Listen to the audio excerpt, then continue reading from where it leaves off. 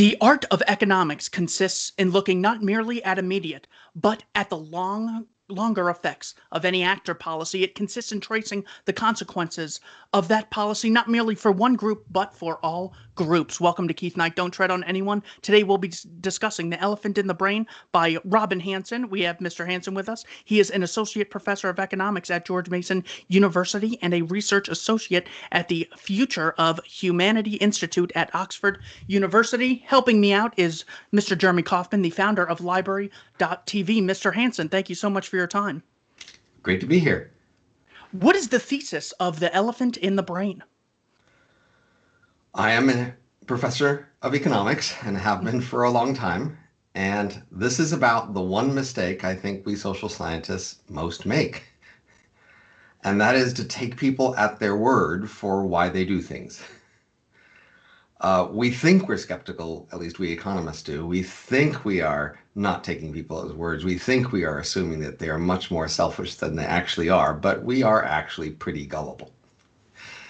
So whenever we study something like school or medicine or politics or even conversation, ordinary parts of life, we immediately go to the usual explanation most people give us about that area of life. So if it's school, they say, well, it's about learning the material. If it's about medicine, it's about getting well. If it's about politics, it's about making our society work better, etc. So in each of these areas, we tend to take people at their word for what's going on, what the key purpose of the activity is. And then we often struggle and puzzle over many particular details and patterns that don't make that much sense, and we scratch our heads. And the claim of the book is a lot of these puzzles will be understandable if you'll just go back to basics and say, maybe it's not about what people say it's about. Maybe it's about something much more basic and selfish and less pretty looking than what people like to pretend. Sure. Now, very often in philosophy, I will come across the idea of, I don't care what someone's motives are. I care about the results of their actions. Why does it matter, or why is it important to find out people's true motives? Well, again, you'll be puzzled by their ineffectiveness at achieving the ends you've attributed to them if you misunderstand their ends. You may say, why doesn't school teach more things? Why don't we learn more at school? Why are we paying so much for school? Why are all these poor people not getting a better deal at school, etc.? And if you've made an assumption about what school's for, you may continue to be puzzled and struggle with some pretty basic features of the world. Now, you say that in one word, the elephant is selfishness. Now, nothing generally wrong with someone peacefully engaging in their self-interest. However, do you think there are ways that we could sort of say we recognize this selfishness is inherent in humanity? Are there any ways of harnessing that and turning it in such a way to benefit others? Well, of course, we do harness our selfishness, and we do use it to benefit not only ourselves, but other people. Nevertheless, we all live in terror of being accused of selfishness. So humans evolved with social norms, and that's the key distinguishing feature of humans. We have weapons and language, and that allows us to point at somebody and said, they broke a rule. And the norm is, if you see someone breaking a rule, you're supposed to say, ooh, hey, they broke the rule. And if you are accused of a rule violation, you're supposed to defend yourself and say, oh no, not me, I wouldn't do that. And a lot rides on that in the human ancestral world and in still today, whether or not you can be successfully accused of violating a rule. And the rules may not actually be functional or useful in the world. That matters less than whether you broke the rule. So we are, in some sense, your conscious mind, which you like to think of as the president or king of your mind, running the show and deciding what you do, is actually the press secretary. Its main job is to track what you do all the time and come up with good stories to explain how what you've been doing do not break rules.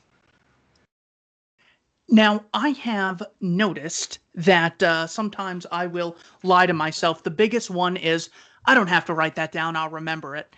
And then I catch myself engaging in this self-deception all the time. You have a chapter dedicated to this. Why do people engage in self-deception? Well, I just told you, I said, Your job is not to know the truth of what you do. That's not your conscious mind's job. Your job is to be the press secretary who doesn't actually know what's going on, but spins a good story. That's your job. So that's why you don't know what you actually do, because that's not your job. Your job is to make up a good story about why what you've been doing could be seen as a reasonable thing to do that doesn't break the rules. How did you find out? Struggling as a social scientist to make sense of a whole bunch of weird things that people do. So I, like anyone else, made all the usual assumptions at the beginning of my career, as most economists and other social scientists. And then I banged my head against a bunch of puzzling things, the first area of which was medicine. I got a postdoc straight out of graduate school at University of California at Berkeley. And it was a multidisciplinary postdoc where I interacted with many other specialists. And we sort of confronted many of the sort of basic empirical features of the world of medicine and healthcare, most of which just don't make much sense from the usual point of view. It's a strange, puzzling world if you've been trained, as most of us have, to say, well, medicine is about the fact that you could get sick, and there are these experts who are expensive who can help you get well, and it's all about these experts and them figuring out how to get you well and figuring out how to pay for it and how to judge their quality so that we can make sure you trust the right experts. And that's the usual story about medicine. And of course, it a priori made sense. We do sometimes get sick. It does feel like we want to get well. So why wouldn't we pay people to help us get well? Nevertheless, there are a number of things that just don't make much sense from that point of view. And probably the largest one is the fact there's almost no correlation between health and medicine. The people who consume more medicine are not healthier, not only in the aggregate when we average over countries and counties and hospital areas, but also when we do randomized experiments and give some people lower price of medicine, which makes them consume more, and yet they are not healthier. Interesting. You say in the book, we are very often not aware of our real reasons for most of our behaviors. How can we determine what our real motives are? So we're acting as social scientists, and our recommendation is that you not pay particular attention to yourself. You just look at the average of the world and say, what happens on average in the world? What motives would make sense on average to explain the average behavior you see from other people? And then your last step should probably be to assume that you're pretty much like everybody else and that you can find a strong reason to think otherwise. Don't focus on yourself. Certainly don't look inside yourself and say, what do I feel my motives are? That's hopeless. Your mind is way too good at fooling you. Look away from yourself, far away from yourself, at other people and ask what explains what they do. Now, what are rationalizations, and what has your research on rationalizations led you to conclude? Well, a rationalization is an explanation. It's a story about what you're doing and why. You wouldn't call it a rationalization if you believed it. You would only call it a rationalization when you had a reason to doubt it. Mm-hmm. So in some sense, you've already answered the question once you called it a rationalization, is that it's probably not true. But if you just stand back and you say, well, what do people say they are doing and why? Most of what people say they are doing makes rough sense. So think about the excuse, the dog ate my homework. It makes plausible sense because sometimes dogs do eat homework. We don't say the dragon ate my homework. Nobody's going to believe that. Nobody believes there are dragons who ate homework. But our lives are full of stories that roughly make sense, like the dog ate my homework. And they are exactly because we are trying to make sense. We are trying to tell stories that other people will believe about us. And so you can't just look at the surface of anyone's story and decide whether to believe it. That's not going to work because people are trying to tell you plausible stories. You're going to have to look at the larger patterns of behavior if you're going to see past the excuses people give.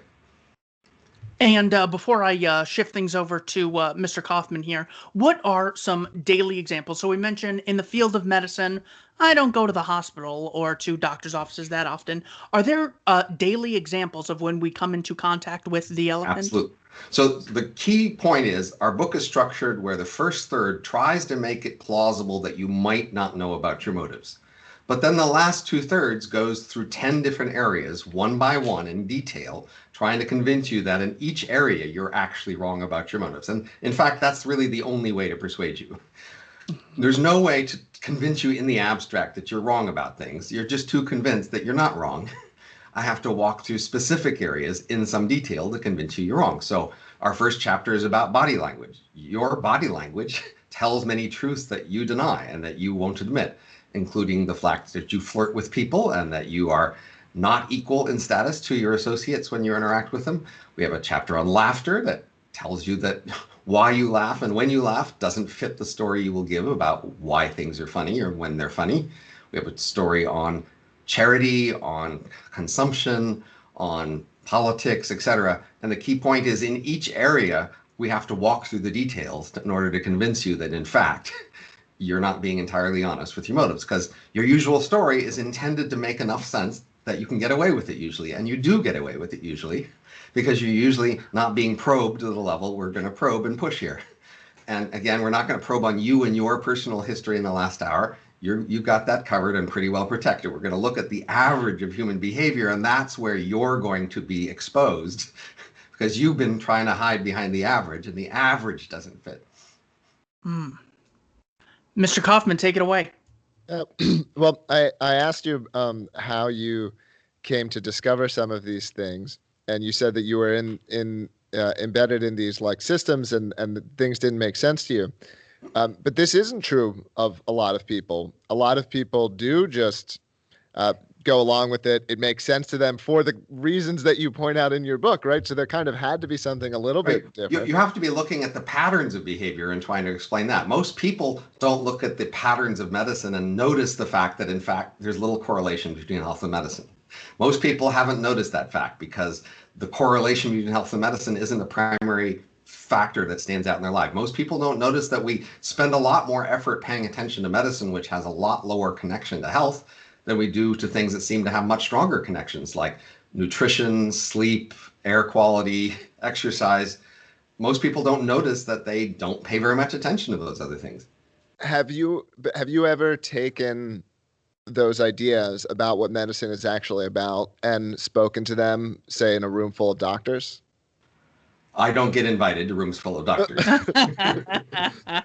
At least not for a long time. So, but I'm pretty confident, I'm going to see the same reaction I get from everyone.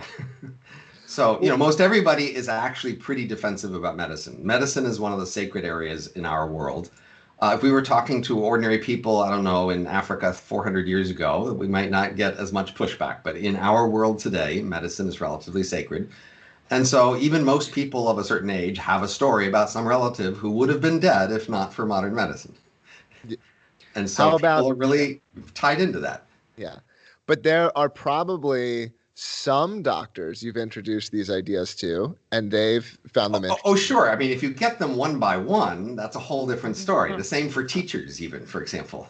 Well, if you get people collectively defending their profession as a group, then they will viciously defend their profession. But if you talk to them privately one by one, most doctors will admit that most of what they do doesn't really make much of a difference. I suppose there's a question. Most teachers. Yeah. There's probably a question there of which version of those two people we're supposed to believe is the real one. Of course, but we shouldn't necessarily believe either of them. We should look at the larger patterns of behavior and try to draw our conclusion from that. Yes. Okay. I guess to ask the question even more directly, like, do you think there are any psychological differences in the sort of like archetypes or makeups of people that are interested in asking these questions, looking at things in the way that you do, more receptive to these types of ideas, et cetera? I'd say everybody has some sacred cows. It's just a matter of which are your sacred cows. Some people, medicine is one of their sacred cows. For other people, religion is a sacred cow. For some people, politics is a sacred cow. For some people, being an academic or an intellectual is a sacred cow. So if you start to criticize their sacred cow, you say, well, that's not what it seems to be, and that actually isn't as useful as it claims, then people are much more defensive. If you attack other people's sacred cows, most people are actually pretty willing to go along. what do you think are the biggest implications for actual behavior in terms of awareness of some of these ideas? Are there things that you changed in your life or that you think it makes sense for people to look at and look differently at? So let's say straight out, our book is not It's intended not. primarily as self-help. I We do know. not recommend it as self-help. It wasn't designed to be self-help. Our book is intended primarily as a way for people to understand the larger world, especially social scientists and policymakers. Those are the people we most want to persuade of a different view of how the world works. Okay, but all right, but Robin, right? I've read this book and now I know all of these things. And now you've moved on to grabby aliens, and it's like, what am I supposed to do? I mean, like, no, I'm not trying to be, I'm not trying, I'm just a, but you know. You're supposed to give up. Don't You're supposed to realize that you were built this way, and you are not through some short-term force of will going to remake human nature inside yourself to be the nature that you wish it would be. Yes. You are built to be hypocritical. Nature made you this way. It's enforced that and built enormous sophisticated technologies and abilities inside yourself to support this hypocrisy. And that's who you are. And that's who you're going to continue to be, largely regardless of how well you attempt to reform. I agree with that. That's not necessary. I guess maybe that's not what I'm asking, or like I do think your work and the implications of it there are implications in terms of, I don't know, like how we think, if I'm interested in political persuasion, you know, how I think about that. I think it has changed the way that I think about medicine. Right. And whether or not, you know, there are ways, and I understand it's not self-help, but I'm not trying to put you in the position of like giving advice to people you don't feel comfortable giving, but like there are implications. It's not just about the key implications are that most of the areas of life where you get hot and bothered and you get irate and self-indignant and, you know, declare that the world is just not just in the way you think it should be. If you think about it from this point of view, you realized, you don't have to worry about them as much as you thought. They don't matter as much as you thought.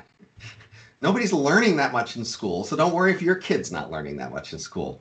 People don't get well when they go to the doctor, so don't worry if you're not getting well when you go to the doctor. People don't make the world better in politics, so don't worry so much if you're not making the world better in politics. Once you see the average and the standard and what people are doing, you can back off and not be so anxious about what you're not doing either.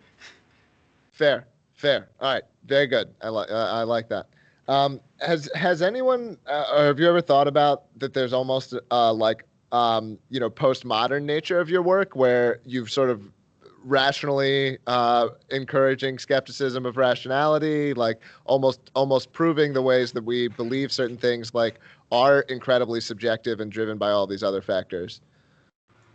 Well, in some sense, you know, a postmodern story would be trying to cover this up and excuse it in some other clever and, you know, vague way. And that's not going to work here if we keep our eye on the ball. We're going to say, no, don't try to excuse this. You are guilty as much as the rest of us. And don't play this postmodern game, you know, just own up to the very basics here. You are being selfish and you are not actually being as helpful as you pretend. And if you want to be more helpful, we're going to have to go back more to basics and not wave our hands at all the vagueness and subjectiveness of it all. That's just not going to cut it here. I have some more questions, but not in the space of signaling and elephant in the brain. I'm happy to go wherever you guys like.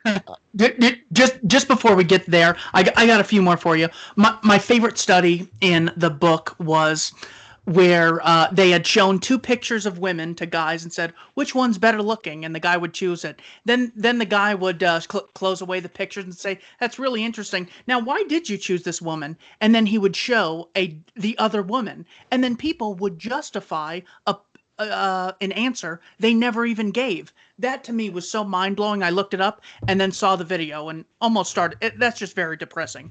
What was your favorite study or example that you came across in doing your research for the elephant in the brain, hidden motives in everyday life?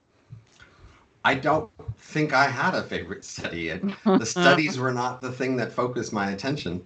I was more struck just by the large scale of the deception and the way we have to change our minds. So from the point of view of, say, even a postmodern worldview, I think one of the most dramatic and appealing, perhaps, or dramatic, at least parts of a postmodern worldview, is the idea that you have to radically rechange how you think about the world. And I thought I had done that a couple of times when I was young. I learned relativity, and I learned quantum mechanics, and I learned a lot of relatively dramatic ways to reconceive the world. And I thought I was done with that. I thought, surely, being a sophisticated economist and understanding the nature of politics and these other things, I could no longer be shocked at the level at which I had misunderstood things. And it just wasn't true. The world really was shockingly different than I had assumed late into my career, late into my years of trying to understand it and change my mind. That, in some sense, was the most striking feature of this whole point of view, is to say, you can be this wrong at things that are this basic in ways that are this easy to explain. That should shock you. How could you have gotten it that wrong? That's incredible. If I want to make sure, so some of the chapters refer to art, consumption, politics, religion. If I want to do my best to make sure I am engaged in rational thought and justified behavior, is there a way I can diminish my bias and make sure I'm doing things rationally as opposed to just being a slave to the elephant? An easy way that you may not like. Have fewer opinions. Okay. Look, the simple fact is, when you realize you were wrong about big things, the simple retreat is to stop having so many opinions. Stop thinking you know so much. Back off and say, okay, I'm wrong about a lot of stuff. I don't know a lot of stuff. I'm going to have fewer opinions. I'm going to ask, what opinions do I need? When do I actually have the basis to try to form a judgment? And the simple, easiest way to be rational is just to back off and stop thinking you know so much. But of course, that's not very appealing. Most of the people who would ask this question is because they like to talk. They like to stand in a conversation in a group of people at a party and pontificate. They love that. They love to feel like they know things and to talk about the things they know. And what they really want is a new thing to say in those speeches.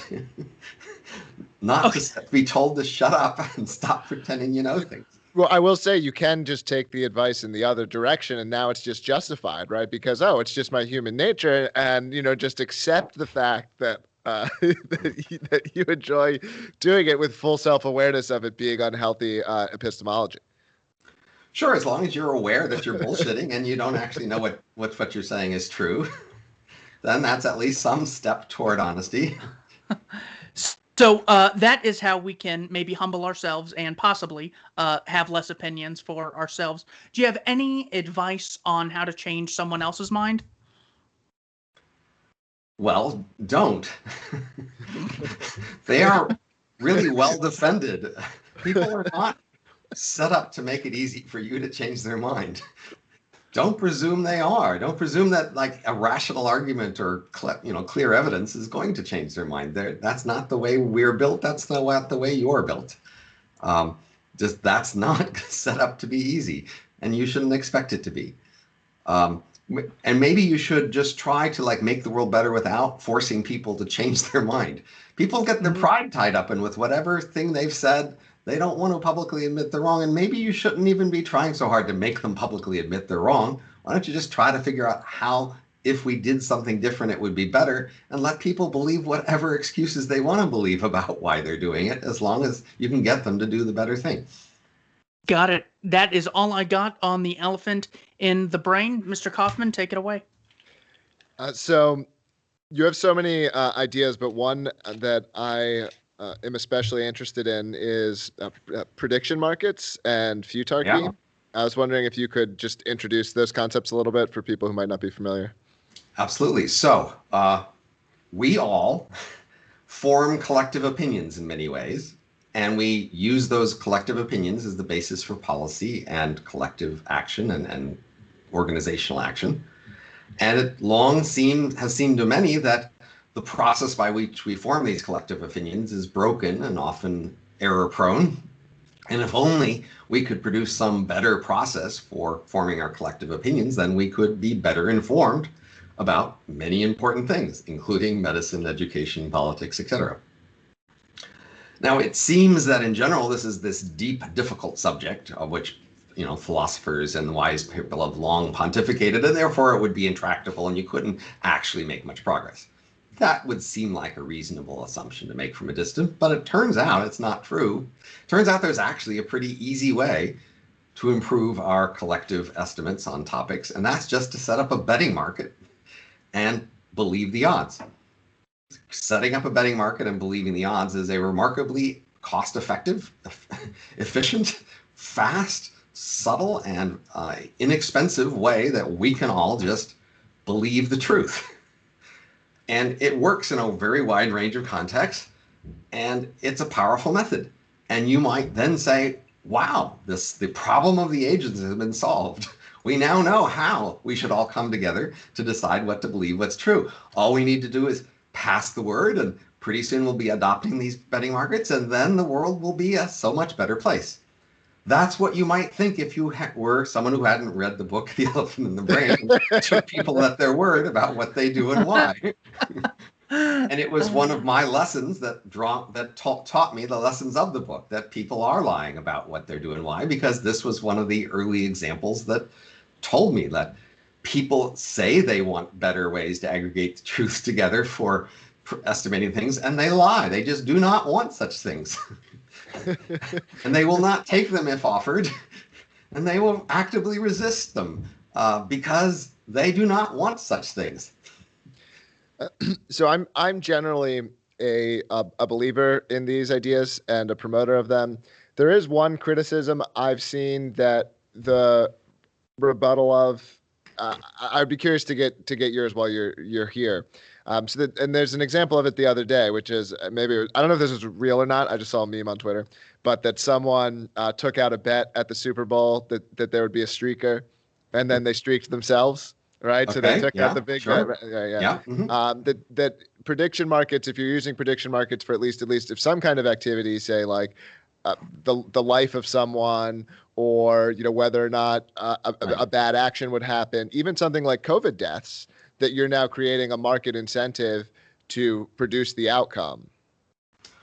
Well, you can just generalize the observation you made. That is, when we ever give anybody incentives to be accurate in their predictions, we also give them incentives to cause their predictions to be accurate. That's just a general feature of the fact that you might give people incentives to try to be accurate in their predictions. It's not specific to prediction markets.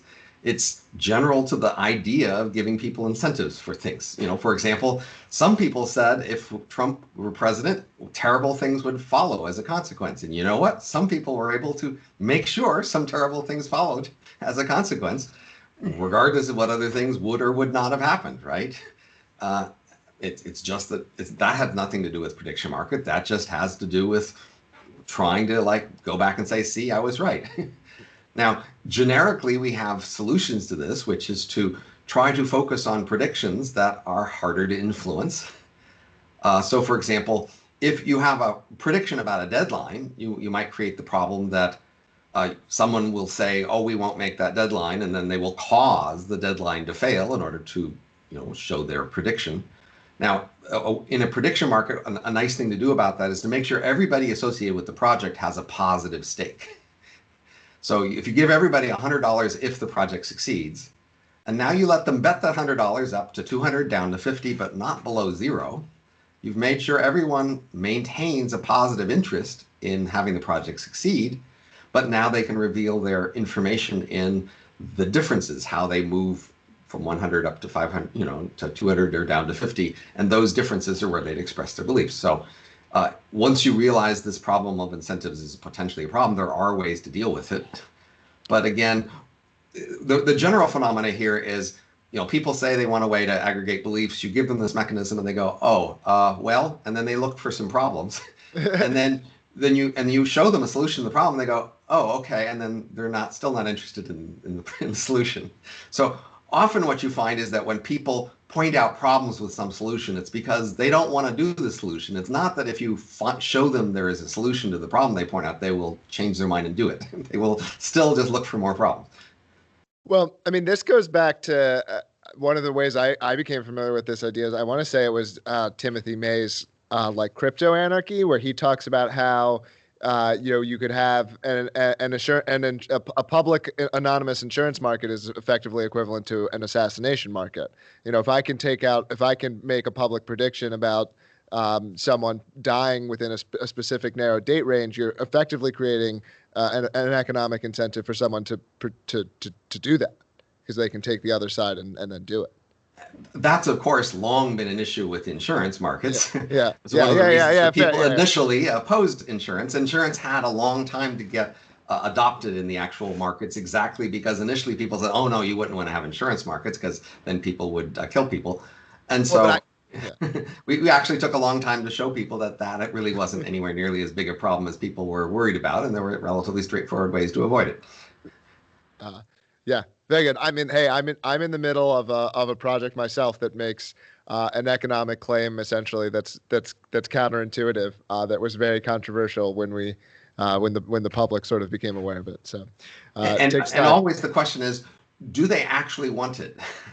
So a lot of businesses obviously flounder on the shoals of trying to offer a product to people that people have said they want. And you don't actually know if they really want the product that you offer until you actually offer it, because people lie about what they want. This may be to like real world level, but do you think there's a path to legal prediction markets in the US or anywhere? The actual main path toward more use of prediction markets in the US is not one blocked by legalities. What we mainly need are internal organizational markets, where, say, an organization pays its employees and associates in order to participate in a market on a deadline or something like that. And if the organization pays for the market participants, then it's not illegal. There is not a legal barrier there. And in fact, organizations can and have done that legally. And the main obstacle is local politics. It is politically disruptive to create these markets because the markets are out of control. The markets do not say what they are supposed to say. They say whatever they want to say. And that's generically a problem in local politics. So most C-level suite participants are savvy enough to know when somebody's ox is being gored, and they may choose to contradict someone, but they will do so intentionally and on purpose. But they usually know when to shut up and when to pretend like whatever the conventional wisdom is that's believed is true. So a prediction market is this problematic C-suite executive who knows a lot about domain areas, but does not know when to shut up and does not know when somebody's ox is being gored and when somebody is going to take offense. And that's the key problem, is that they are not politically savvy as actors at the high levels. But they are legal. Yeah. Gotcha.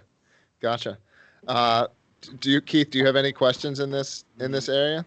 Not necessarily there. I am curious, Jeremy, you had something on signaling you wanted to get into. Is there anything else in that area? The signaling, I think, was all covered under Elephant and the Brain. Excellent. I am curious, Mr. Hanson, what is economics? I'm curious how you would define it.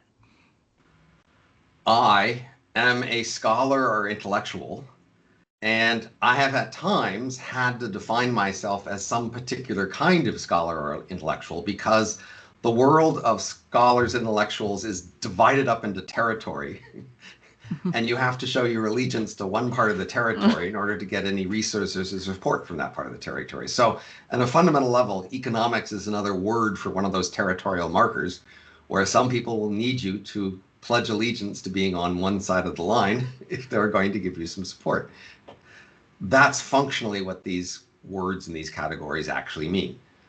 And, I played that game and I do as I need to, but fundamentally, I'd rather just be a scholar looking around for what the interesting questions are and going wherever the questions and the data are about them. So in that sense, I'm not that interested in whether I'm an economist. or whether what I'm doing is economics. I'm interested in, is it an interesting question? Is it useful? Can I say something insightful about it? What are some of the most interesting questions you have come across in your life as an intellectual? It turns out that if you just ask, what are the most interesting questions there are, it's really not that hard to identify them. The remarkable fact is if you take most scholars and you say, why are you studying that and why is it interesting? They typically struggle to come up with a story about why what they're doing is particularly interesting. But it's relatively easy to just sit down and talk about, well, what things are interesting. Let's go to some basic things about humanity, okay? Like, we live and we die. We care a lot about whether we live and we die. We start young and then we get old. And interestingly, everybody seems to have to relearn most of the same things all through their lifetime. It's very hard for old people to teach young people the things they've learned in their lifetime. Why is that so hard? Why? Because, we are over and over again, generation after generation, relearning most of the same stuff that our ancestors knew.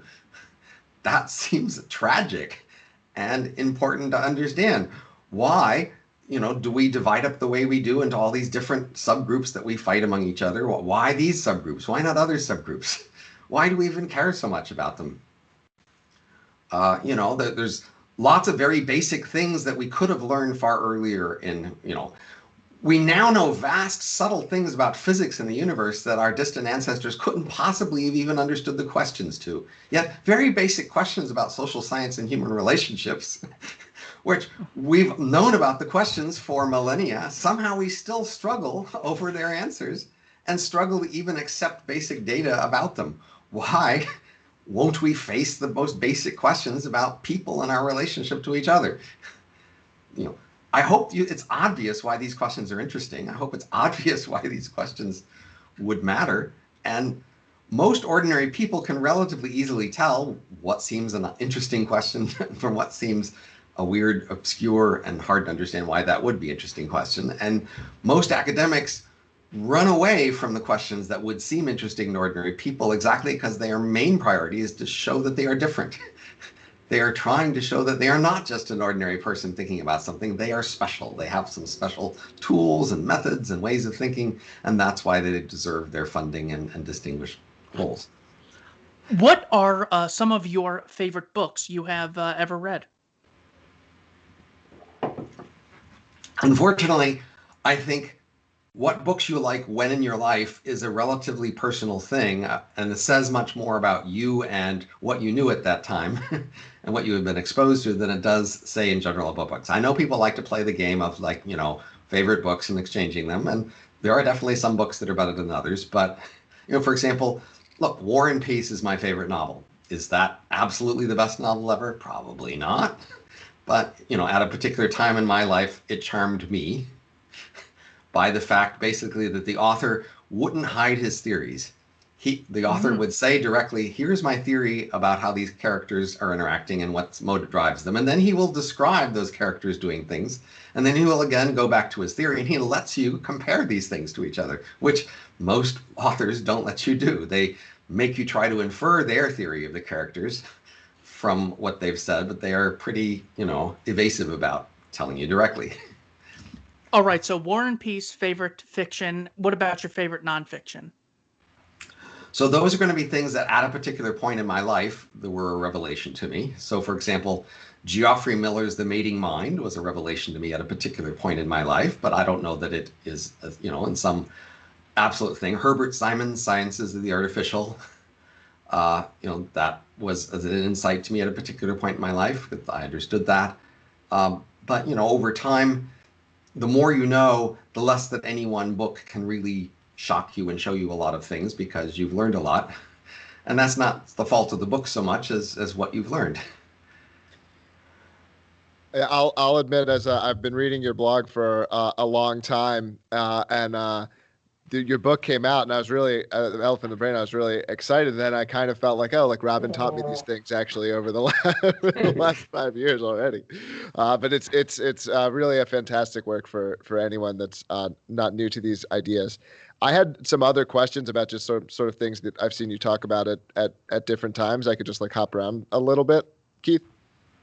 Yes, please. Yep. You can take it from here. So, one of the things that you've talked about with futarchy almost being a subset of is societal experimentation. This idea that there's very little interest in like trying to find potentially different or better ways in terms of how Yes. society could work. Yeah. Amazingly, in contrast to how much people pretend to care about politics and progress and, making the world better. So people will stand at a party and pontificate for hours about how important it is that we come up with better institutions or better ways of doing things in society, but they will not spend an hour back at the office actually trying something out. With futarchy and prediction markets, their main limitation is just we need more small organizational scale experiments with them. That it's not a legal barrier, it's not a technology barrier. It's just we need more small scale experimentation. And lots of people will say, oh, wouldn't it be better if we had more important political institutions and more important institutions for medicine and everything else? And in that, but nevertheless, they won't actually go try things out, which is the thing we actually need. And so there's just this disconnect between grand talk about what the world needs and people's willingness themselves in their immediate world to actually do simple, concrete things that would contribute. That's very true. I'm a part of an organization that's actually trying to do things in that space. It's an organization called the Free State Project, which is trying to concentrate libertarians and create a sort of radically libertarian space in the state of New Hampshire. But most people, it's something that it's something that I puzzled actually for a long time. Your work was helped me find the answers to why did we spend so much time in our politics thinking about like I always thought there's so much space in America. People have all these different opinions. Like, why aren't we thinking about problems in the way of like, how do we just satisfy more people? How do we just give more people what they purportedly want? And of course, it's the hidden motives answer as to why we do this. I think. I'd still say, the lack of challenge trials with respect to this pandemic or other medical things is still this gaping hole. The Free State Project or any small place in the world could have allowed small-scale experimentation with variolation and other sorts of small treatment, and no one in the world did. That's the striking thing. In the entire world of people pointing at everyone else and saying we need more experimentation and innovation, no one anywhere said 100 people are allowed to try this if they sign a line and let that happen. Nowhere, not in the Free State, not in the US, not in North Korea, not anywhere. Of course, yeah. No, we don't. We're not claiming we've succeeded in our objectives. But I completely agree with you. And you, when you introduce the concept of even proposing it, some people would say you're some kind of moral monster. And so the striking thing is that we live in a world with many different nations that apparently is an anarchy at the global level, which would apparently allow a lot of experimentation across the globe. And it's just not true. We live in somewhat of a global hegemony where there is a dominant ethical class with a dominant ethical powers everywhere in the world. Even North Korea is not willing to deviate from the ethical consensus that no one should be allowed to do challenge trials. What do you think is there, not to challenge trials specifically, but to just that hegemony more generally? Do you have any thoughts around any Absolutely. kind of path? Yeah, go. Of course, I'd say what actually happens is we have culture and we have an elite class. So in most every human society ever, what actually happened was that there was some class of people who were seen as the elites, who talked to each other a lot, who gossiped, and then whatever their opinion was, went. The elite gossipers, what opinion they form about whatever the issues of the day were an opinion that other people dare not oppose. And if the elites formed an opinion about what people should or shouldn't do, and they ever saw anybody doing something different, then they would viciously and fiercely point it out to them and have them be dragged up for, disapproval by everyone else because, look, we decided X was the right thing and they did Y instead. That's true not only in any little local culture, that's true in the world today. There is, in fact, a worldwide elite that talks a lot to each other, that decides what is going to be okay in the world today, and it runs the world. You are not allowed to deviate anywhere in the world for what this elite culture decides about what's okay to do in the world. And people are really find it hard to believe this or even admit it. I mean, people find it hard to admit that status exists. Often you'll say, well, define that. It sounds vague. But, social status is a real thing. And the key point is we rank people by status. And there are people who rank high, and they are the elites. And they get to be elites by many different criteria. They could be celebrities. They could be actors. They could be beautiful. They could be athletes. They could be rich. They could be an author, whatever. But they get put into the elite class. And then those people sit on panels at Davos and discuss things together. And when they all nod and say, yes, that's right, then that's the rule. But to be clear, you're not alleging like any specific coordination, more like a school of fish kind of concept. Exactly. That is, they don't need to go behind the scenes with some sort of conspiracy of guns and swords that enforce things. That we are all willing to go along with what they say because they are the elites. We just cave and do not oppose the elites are better people telling us.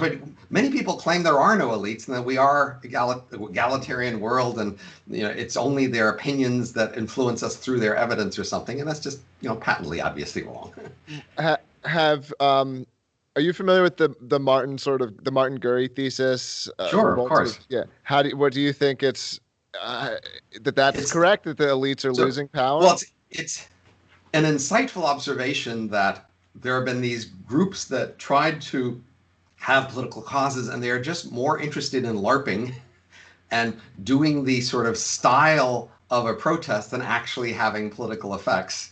There is just a decline in the last century, certainly in the last quarter century, in people being willing to come together into political organizations that they give political power to and that they defer to and are willing to accept the choices of, relative to sort of very egalitarian political groups and protest movements where everybody has an apparently equal say and influence, where therefore there is no center that can negotiate on their behalf. Therefore, they actually can't get very many things done. And, certainly dramatically shown by the Hong Kong protests, which have basically completely lost. Why? Because they were not willing to put anybody in charge of those things. Jeremy, anything else you have for Mr. Hanson? I guess I did. I don't. If you don't want to talk about this area, totally fine. You just in terms of some of the times that you've been controversial in the past. Anything that you would be willing to share about that experience? You I don't know. You didn't get canceled, but you were attacked a little bit. Not yet. Yeah. So I'm happy to just use this as an occasion to understand an area of human behavior. How it affects me is not especially interesting, but since I can see it up close, I can more clearly verify how things go. Gossip has been this ancient human thing, and when a world of gossip decides something and pushes for it, that's the mob. The mob is just the world of gossip, and when it decides things, and it's pretty clear that long ago humans realized the mob was a pretty dangerous thing, and then we tried to substitute law instead of the mob. And of course, most stories of the law and when it should be used warn you that you must be careful not to allow the mob to substitute for the law. You need to make sure the law plays through it. And you can say, well, what is in fact the difference between the law and the mob? And I'd say the key thing is that in the law, you pick some responsible party or parties, and you say to them, you do not decide until you've heard from everybody. You are not to form an immediate opinion on the first thing you hear. You are to withhold judgment until you've heard all the sides make their case. That's the essence of the law, and that's the thing that does not happen in mobs. In the mob, your incentive is you hear an accusation against somebody, and if you're a good mobster, that's it. Somebody on your side made an accusation. There is no further thing to consider. There is just, joining the mob and gaining your side's, justice. And so in the mob, there's very little incentive to listen to both sides, to listen to all the different evidence that might be considered, to sort of even ask in a relatively precise way, what is the accusation here? What would that mean? All of those things that come naturally to law don't happen in the mob. And that's what makes the mob dangerous and problematic. Not that people don't have a sense of justice and get outraged and want to do something about it. It's that we all know that the incentive within an ordinary mob or world of gossip is the person in front of you who's complaining about some third person. Your immediate interest is to sympathize with them and agree with them. Somebody comes to you and A comes to you and complains about B. B is not in the room, A is in the room. You're listening to A. Well, of course, you sympathize with A. You accept A's point of view and you criticize B. And that's your main incentive, is to be done with it and to draw the conclusion that A is presented to you about B and to not consider it further. And we all know at some level that can go wrong. Sometimes A's accusations about B are not fair or not accurate. And so we create a legal process whereby somebody is tasked with being the focal person. We say, you will decide, you must listen to the evidence first. You must listen precisely to what is the accusation here, to be clear about that, and ask yourself, do you actually believe that accusation is true, given all the things you've heard? People can be biased in that role. They can misjudge that role. They can just be ordinary person. But that is the difference between law and the mob. And that's what we lack when recently we empower these mobs. They don't actually need much of a consistency or coherence or logic to whatever the accusation is, and nobody asks it of them. Once you say, there's a mob, and if you oppose the mob will come on you, then the equilibrium is everybody must do whatever the mob says, and therefore anybody in the mob is empowered to pick anybody they don't like and accuse them and go with it that way. And of course, that's what we saw in, say, the Chinese Cultural Revolution or the Stalin era of Stalinist repression and thing. Basically, in a world where the mobs have these power, people use the mobs to get rid of their rivals. Interesting. Yep. There is a philosophical concept that I was introduced to by Michael Humer at University of Boulder, Colorado. It's the concept of how is it that, a large group of people, 330 million Americans, obey the rules and edicts of 535 people in Congress, even though they're widely referred to as liars and self-interested people who we more or less hate. They still feel this obligation to obey them because of this sort of social status. How is it that people have been convinced, or how is it that some people are able to get such a distribution of social status that's so disproportionate and still effective, even when you hate the people who are at that level? Social status exists. It is powerful, and people complain about it, but they don't mean it.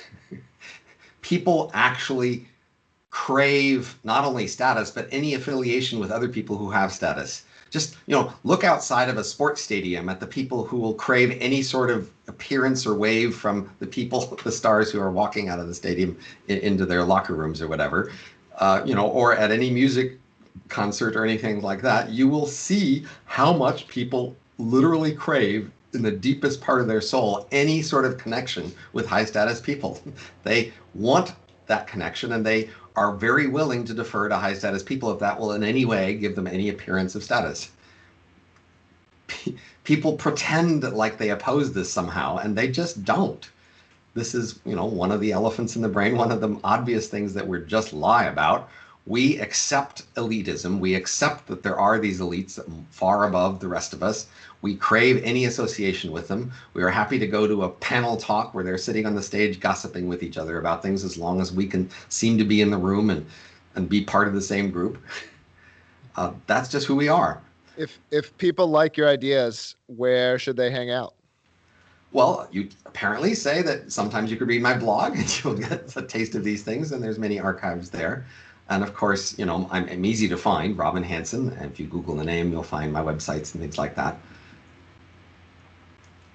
All right, gentlemen, thank you so much for your time. The book is The Elephant in the Brain, Hidden Motives in Everyday Life. With my excellent co-author, Kevin Simler, who we have not mentioned, but I was very glad to have as a co-author on this book. Kevin Simler. Yes, apologies to Mr. Simler. Thank you, gentlemen, so much for your time. It has been a pleasure. And thank you to everyone for watching Keith Knight Don't Tread on Anyone.